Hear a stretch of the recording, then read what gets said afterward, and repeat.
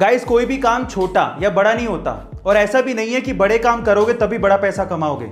आप छोटे काम करके भी बड़े पैसे कमा सकते हो। कैसे? चलो मैं एक एग्जांपल देता हूं। अमेरिका के न्यूयॉर्क सिटी में एक बंदा है जिसका नाम है डॉन वार्ड और वो पेशे से मोची है और वो सिर्फ जूते चमका के हर महीने 18 लाख रुपए कमाता है। Oh my God. उसकी एक स्पेशलिटी भी है, वो जूते साफ करते करते कॉमेडी करता है, लोगों को हंसाता है। वो ये कहता है कि ऑनलाइन से आप कुछ भी खरीद सकते हो लेकिन जूते की चमक नहीं।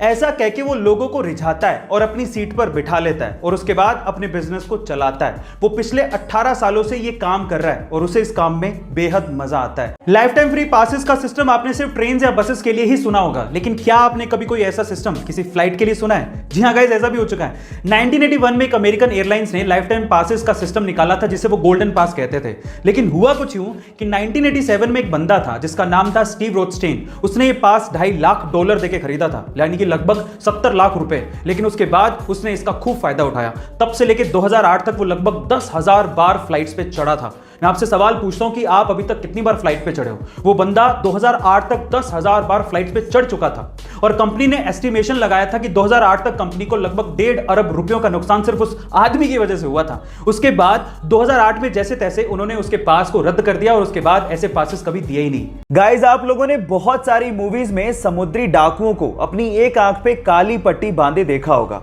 और हम ज्यादातर लोग यही सोचते हैं कि उनकी आंख फूटी हुई होगी, शायद इस वजह से उन्होंने काली पट्टी बांध रखी होगी, है ना? लेकिन ऐसा नहीं होता। वो उनका नाइट विजन का जुगाड़ होता है।